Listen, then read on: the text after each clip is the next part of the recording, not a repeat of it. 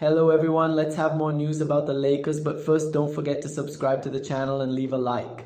Lakers and Warriors could emerge as potential destinations for defensive specialists. As NBA free agency approaches, two of the league's most storied franchises, the Los Angeles Lakers and Golden State Warriors, are reportedly circling one of the league's most underrated defensive specialists, DeAnthony Melton. Both teams are expected to undergo significant roster reshaping this offseason, and Melton's name has quietly emerged as a low-cost, high-upside option. According to The Athletic's Anthony Slater, the Warriors have identified Melton as a potential target.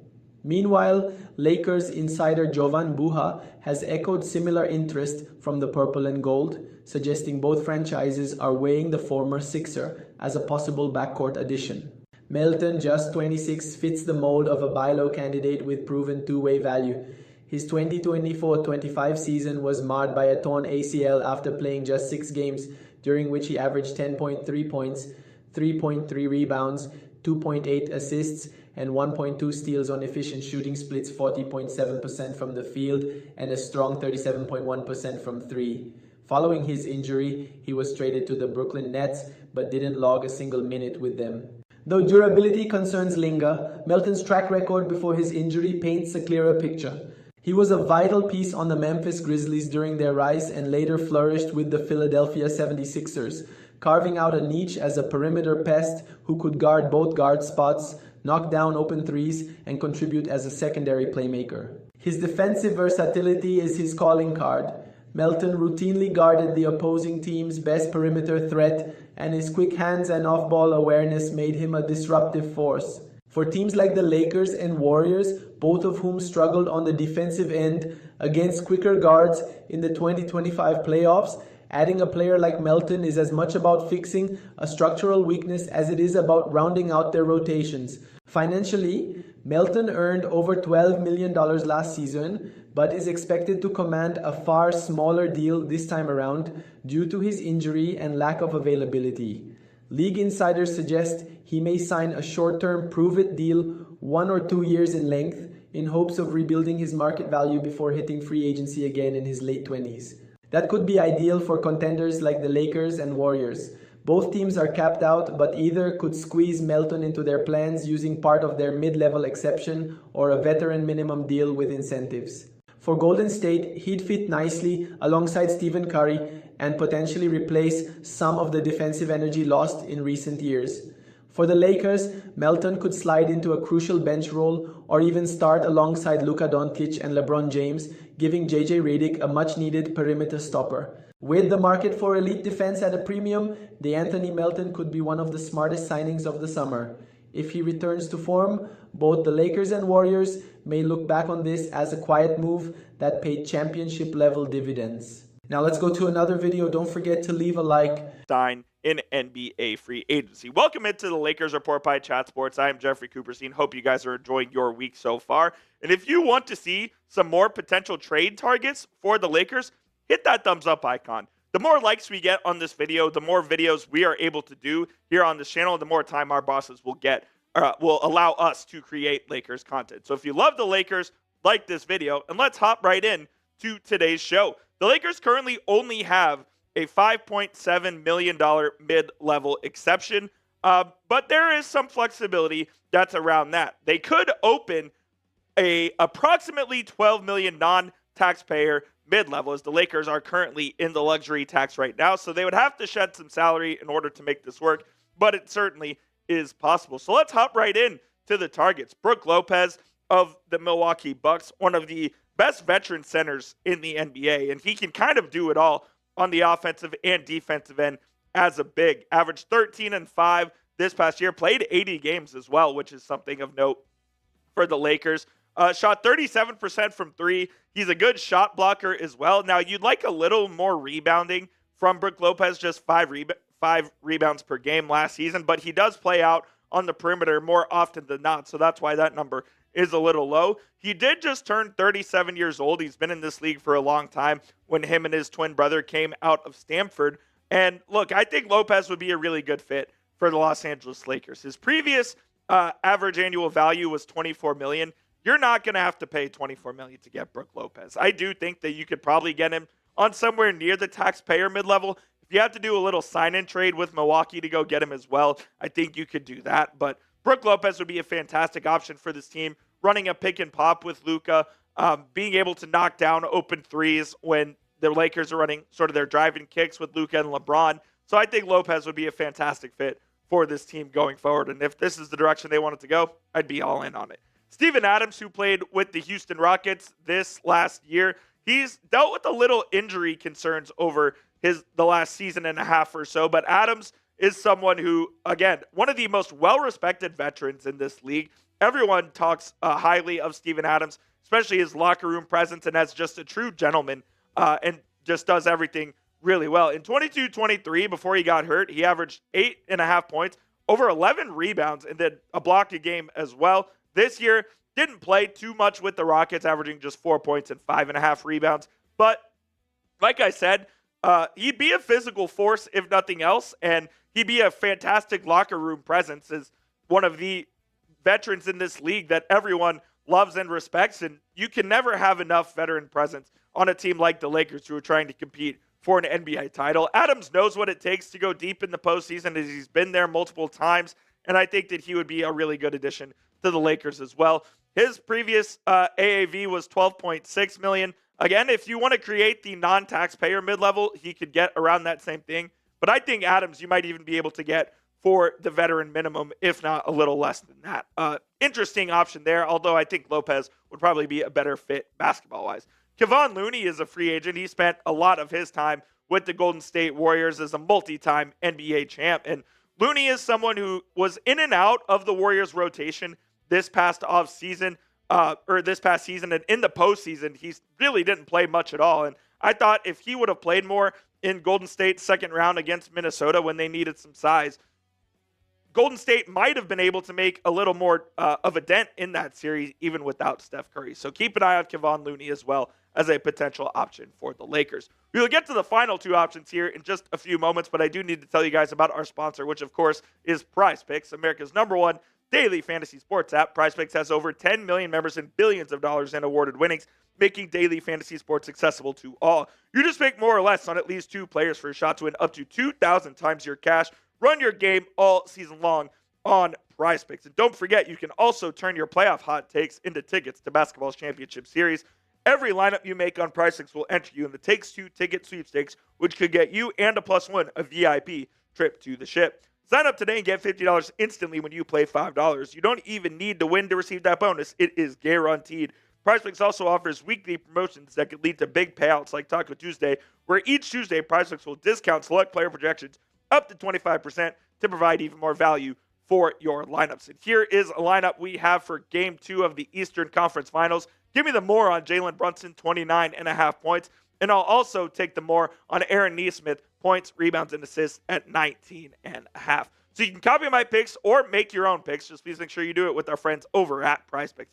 Download the PrizePicks app today and use code CLNS to get that. 4.5 points and 6 rebounds. He shot 40% from three. I have to imagine that's on less than like 2 attempts a game, so I wouldn't put too much stock in that 3-point percentage number, but he's always been good around the rim, is a good pick and roll player. So yeah, I do think he's a good fit for the Lakers potentially, but I'm not sure he leaves Golden State. Like, why would he leave a team that he's won multiple NBA titles with, that he's been an entrenched player with for the longest time? And he signed a deal there. I want to say it was like 4 years ago. He signed a long-term deal with Golden State, and it wouldn't shock me at all if he signed another deal to return to the Bay Area. He made $7.5 million a year on his last contract.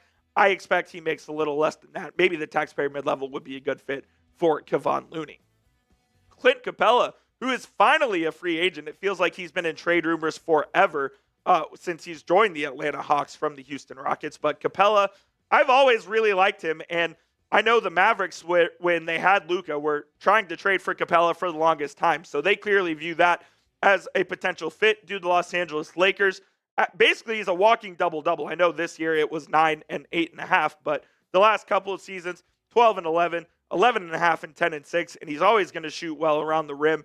He is a quintessential pick-and-roll center who can also do it on the defensive end as well as far as rebounding and gives you a little shot blocking. Now, he has lost a step, and he isn't the guy he once was in his younger days where he was really moving around super well. And look, he was a guy who got a pretty high ticket contract on his last deal. I believe it was like 4 years and 86 million or something like that. So he got a really big deal this summer. Not sure he's going to get as much, but Clint Capella, Luka Doncic has been a pairing that the Mavs tried to make. Maybe it's one that Rob Pelinka tries to visit as 2025 NBA free agency draws near.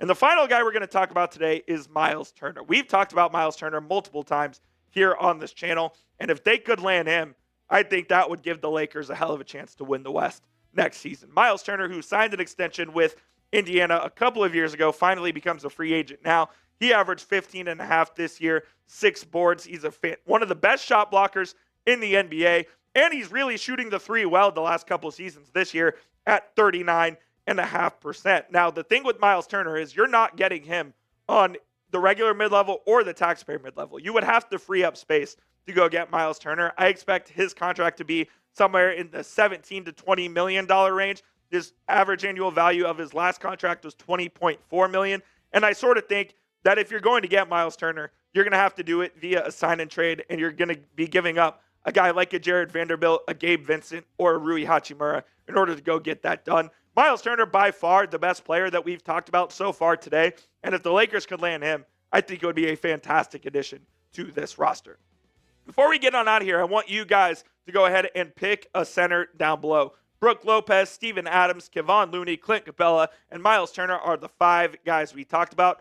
Pick the one you want. Type 1 for Lopez, 2 for Adams, 3 for Looney, 4 for Capella, and 5 for Miles Turner. Go down and let me know.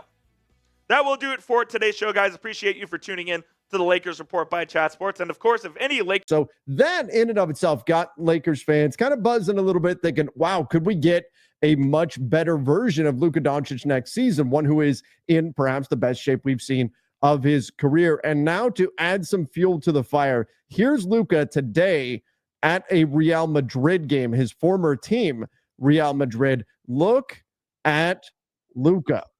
Oh my God. I mean, he has visibly lost weight since the end of the season. I mean, we're talking, it's been what, a month? Not even? And Luka already looks much slimmed down. I've got some other images here that are going to show this, but you could see Luka obviously is in better shape right now. Here are some images of him walking in. Huge difference. Like, take a look. So here is Luka when he first made his debut with the Lakers. This is his first picture as a Los Angeles Laker. You could see it in his face. You could see the weight loss already just in his face, in how different Luka looks right now. That is a great sign for the Los Angeles Lakers and adds, I think, some credibility to the report that Luka was looking to really start anew, to really change some things, and that he's going to be getting in fantastic shape. Now, obviously, that's a big deal for the Lakers. We saw Luka in the playoffs. Obviously, he's great, right? He's an incredible player, but we also saw how much he struggled defensively, struggled to stay in front of his man, was getting picked on. It is fair to note in the postseason that he did deal with a significant illness, but that was for game 3. He was getting targeted defensively otherwise. So the Lakers, if they're going to get to where they want to go, they really need to get a prime version of Luka Doncic. And he's 26 years old. There's no reason why they shouldn't get that version of him, but he's not been in the best of shape over the course of his career. You can see there's a significant difference in Luka when he first came into the NBA in terms of the amount of weight that he's carrying on him compared to where he's been at last season for the Los Angeles Lakers. And that's not to say that the added weight can't be a benefit for him or can't be a strength. I think he does a better job holding up in the post now because he's got more weight on him. I'm not expecting him to get back to the days of when he first debuted with the Dallas Mavericks, but there's no question that he does need to slim back down compared to where he was at this past season with the Los Angeles Lakers. Now, the Lakers, of course, if they're going to get where they want to go, they need to get the best version of Luka. And if they do, look, let's remember, Luka is one of the very best players in the NBA, one of the very best players in the world when he's at 100%. He's what, top 3, maybe top 4 in the entire world when he's at his best. So that in and of itself should be exciting for the Lakers. He is a legitimate MVP candidate next season if he is in that kind of shape and he can stay healthy. Of course, he does have a bit of an injury history. Now, the Lakers, what they'd like to do he has signed Luka Doncic to a contract extension this summer. And all indications have been that they're going to do this, that he is going to sign that. However, he cannot sign that deal. Even if he said, give it to me right now, I will sign it now. The Lakers would love to do that, but they can't. They cannot sign him to a contract extension until August 2nd. That is the magic date for the Lakers. August 2nd is when Luka Doncic can sign that contract extension for LA. And you'd have to imagine with Luka putting in the kind of work that he already is right now. Again, you can see it. It's obvious. He's made efforts. He's made improvements already. We're not even, a month into the offseason, and he already looks significantly different. That is a great sign for the Lakers. But with Luka putting in this kind of work, you have to imagine that his mindset, his head, is probably thinking about winning next season. And for the Lakers, that's going to mean making moves this summer where they can go to Luka and say, hey, you want a lob threat big? We went and got you this guy. We got this guy to add to your team. You need more help defensively on the perimeter. We made this move. So I think there is pressure on the Lakers right now to get some stuff done this summer so that on August 2nd, they could present that contract extension to Luka Doncic and say, hey, we want you to sign right here. And look at the team we put together for you. We're ready to roll right now. We can win. Sign on the dotted line. That's what Rob Pelinka wants to do with Luka Doncic on August 2nd. So it's part of why I think despite the Lakers effectively sitting out last summer, and while there could be a middle ground for them this summer where they make a move using their taxpayer mid-level exception to get like a veteran center, maybe it's a Clint Capella or someone like that. Maybe you make a minor move with Dalton Connect or something. I do think that the Lakers are going to be really pushing to try to find the move that's going to tell Luka, we're ready to roll, we're ready to win right now. And what exactly that's going to look like, well, I'll be doing some breakdowns on some ideal off seasons. In fact, I'm going to be recording one tonight for tomorrow's podcast. So some stuff coming up where we're going to take a look at what the Lakers could potentially do. But again, if Luka is already this locked in, would have to imagine that he's going to expect the organization to be that locked in as well this summer and be doing everything they can to put together a team that's ready to win right now and potentially, we're a ways away from it. But if Luka truly gets into the kind of shape that we're all hoping that he can, we could be talking about a potential MVP run for Luka Doncic next season. Again, if he can shore up some of those defensive concerns by improving his lateral quickness, improving his overall conditioning. We know JJ Redick sort of called out the team at the end of the season, talking about having to get into championship shape. The Lakers are hiring a new strength and conditioning coach. There's been a lot about that. They want somebody who can hold the players accountable. Clearly, it's not just Luka. It's not just Luka who needs to get into incredible shape for next season, but that is going to be a focal point for the Lakers. And seeing this version of Luka already, seeing him very clearly, having already lost weight, I think that is a great sign for the purple and gold. This will also give us a much better idea of whether or not the pair of Luka Doncic and Austin Reeves can actually coexist in a backcourt. You know, I talked about this a little bit yesterday with Ron Gutterman. We took a look at the situation, and look, on paper, there's some reasons to believe that it's going to be a tough fit because of the defensive liabilities of both these players. But if you get an extremely in-shape Luka, if Austin Reeves can get stronger, does that mitigate the issue enough to where their offensive talents are able to overall be a net positive? You look at their numbers from last season, you can see that when they were on the floor together, they were indeed a plus 7.7 in 1,300, almost 1,400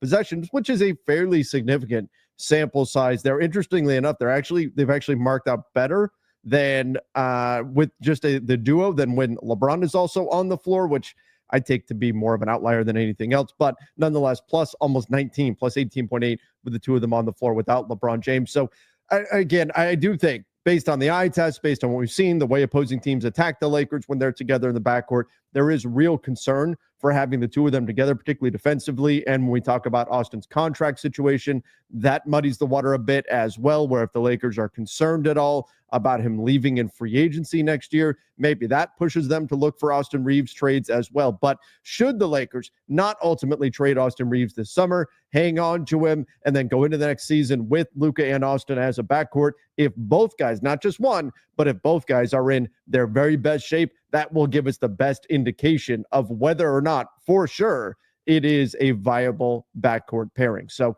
I think that's important as well. When we're looking at Luka already getting into this kind of shape, hopefully Austin Reeves is doing the same thing, putting on some muscle, getting stronger, and improving defensively so we can really find out, is this a backcourt that can work, or do the Lakers simply need to make a move?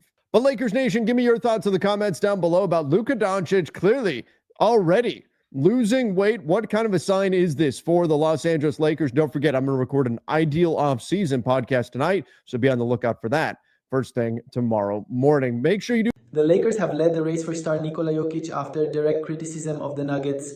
The Denver Nuggets have a lot to think about this NBA offseason regarding several players on their roster. That includes the possibility of trading Michael Porter Jr., the future of Jamal Murray over time, and the roster's follow-up regarding the lack of depth on the bench. But nothing seems more important than keeping their best player happy. Otherwise, he could end up joining the Los Angeles Lakers. Nikola Jokic came very close to winning his 4th MVP award this season, which puts him alongside LeBron James and Wilt Chamberlain in the most awards on his collection. While his defense may be lacking at times, Jokic is special. In fact, it is widely believed that Jokic is currently the best player in the world, and if the Nuggets don't improve their roster immediately, he could end up going elsewhere. Throughout his career, Jokic has never complained about the roster construction and has always been happy to play with whoever was around him. The problem, however, is that the Nuggets have become complacent. Since winning the title 2 seasons ago, they have lost their key supporting players every year and have gotten nothing in return. We are talking about the departures of Bruce Brown, Kentavious Caldwell-Pope, Jeff Green, among others. These players were essential in the 2023 title campaign, and we believe that Coach Mike Malone's mission did not help matters either. According to Heavy.com, the Los Angeles Lakers are the favorites to sign Nikola Jokic, now that there is a lot of speculation about him staying in Denver. After the loss to the OKC Thunder in Game 7 of the Western Conference semifinals, when Jokic was asked if he believed that time could win the Larry O'Brien Trophy with the same roster, his answer was clear. We didn't win, so obviously we can't. If we could have, we would have won, so we don't buy into those ifs, and all that stuff. Well, there was some pressure on the Denver Nuggets to make a change, and that time is now. If not, we could see Jokic in a new era sooner than we think. The Lakers may be the favorites because Jokic is good friends with point guard Luka Doncic, who went through his own share of drama during the 2024-25 season after being traded from the Dallas Mavericks to the Los Angeles Lakers. The Lakers are also looking for a big man this offseason, and if Jokic is available, keep an eye on it because the Lakers are likely to go all in on that trade. However, for now, it's highly likely that Jokic will leave Denver anytime soon. What do you fans think about the Jokic situation? Let us know in the comments.